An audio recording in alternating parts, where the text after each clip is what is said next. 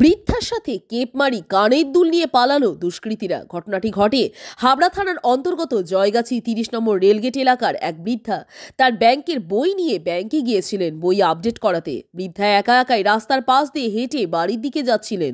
সে সময় দুই যুবক একটি বাইকে করে এসে বৃদ্ধার সাথে কথা বলতে শুরু করে এবং তার পরিবার ও শরীরের খবর নিতে নিতে হঠাৎ নাকের সামনে কাপড় দেওয়া বস্তু ঘুরিয়ে তার কান থেকে কানের দুল খুলে নেয়।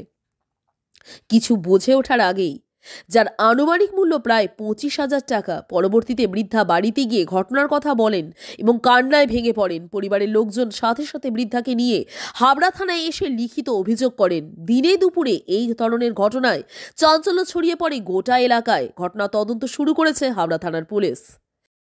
ওই যে আমি তো যাই না, কখনো বাড়ির দিকে ঘরে বসে কান্নাকাটি করছে। এবার আমার ছোট মেয়ে বলে, মা ঠাকুমা কান্না করে। বলছি কেন, কি হয়েছে? বলে কানেরটা হারিয়ে গেছে।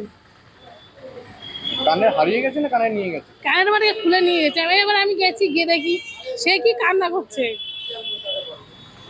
কানের কারা খুলে নিয়ে গেছে? ওই দুটো ছেলেই নিয়ে গেছে, নাকি বাইকে করে চলে গেছে। মানে কানের আকড়া মতো তো, এবার ওনার নাকে কি ধরেছে উনি বুঝতে পারছি না। এবার ওই নাকের উপরে ধরেছে, ধরার পরে উনি কেমনটা হয়ে গেছে, কথাও বলতে পারছে না। তখন নাকি আমি কি জিজ্ঞেস করলাম, আমাকে তাই বললো। বলে তারপরে আমি আর কথা বলতে পারছি না। তারপরে আমার নাকে স্প্রে করেছিল, সেইটাও বলতে পারেন। উনি বললো যে আমার নাকের কাছে কি একটা ধরেছি। কয় কি ও মাসি মাসি, এই তো মাসি এখানে চিনাস পড়েছে। আমি তো বুঝি নাই। কয় দাঁড়াও দাঁড়াও দাঁড়াও, তোমার ওই তোমার মাই কি হয়, তোমার মাইয়ে কয়জন, পোলা কয়জন? আমি বলে মাইয়ে তো একটু, আর জামাই না ছেলে 2জন। এই ওই তো এত ঠিক পেয়েছি, এত চিনি এখানে এইরকম করিয়ে ধরছে আমার।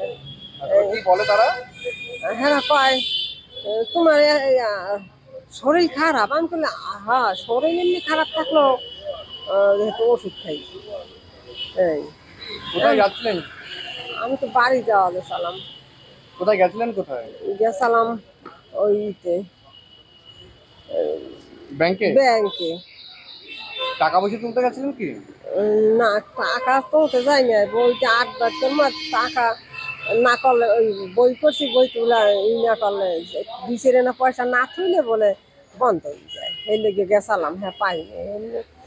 কি করে তারপরে যুবকগুলো? হ্যাঁ চলিয়ে গেল। হাবড়া থেকে শান্তনু বিশ্বাসের রিপোর্ট, চ্যানেল 24/7।